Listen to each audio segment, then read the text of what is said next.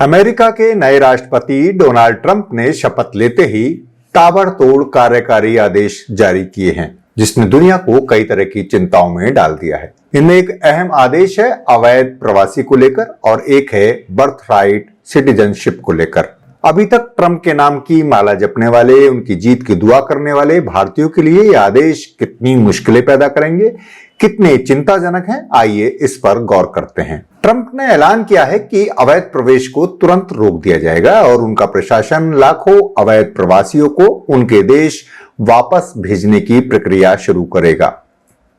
एक अनुमान है कि अमेरिका में 7 लाख से ज्यादा भारतीय अवैध रूप से रह रहे हैं। अमेरिका की वित्तीय वर्ष 2024 की रिपोर्ट के मुताबिक मेक्सिको और कनाडा के रास्ते अमेरिका में घुसने के अवैध प्रयास में पकड़े गए लोगों में से 90,415 भारतीय थे।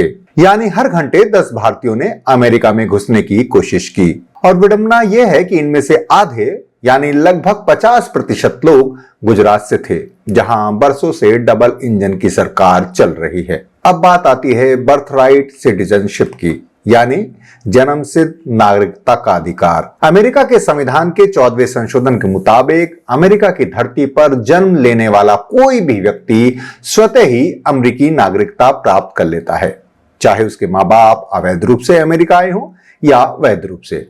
लेकिन अब ऐसा नहीं होगा। खबरों के मुताबिक ट्रंप की ओर से जारी आदेश में कहा गया है कि संघीय सरकार अमेरिका धरती पर जन्मे किसी भी बच्चे को अमेरिका की नागरिकता की मान्यता देने वाले दस्तावेज जारी नहीं करेगी, जिसके माता पिता देश में अवैध रूप से रह रहे हो या जो वैध रूप से लेकिन अस्थायी रूप से रह रहे हो।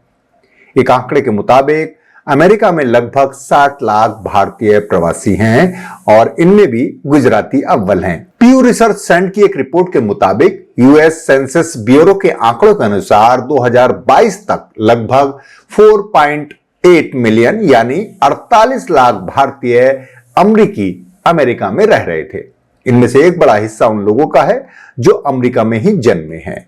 हालांकि पहले से नागरिकता प्राप्त भारतीय इससे प्रभावित नहीं होंगे, क्योंकि ट्रंप के आदेश में कहा गया है कि यह केवल उन लोगों पर लागू होगा जो इस आदेश की तारीख से 30 दिनों के बाद अमेरिका में जन्मे हैं। लेकिन इसका मतलब यह है कि अमेरिका में भारतीयों की आने वाली पीढ़ी इसके दायरे में होगी।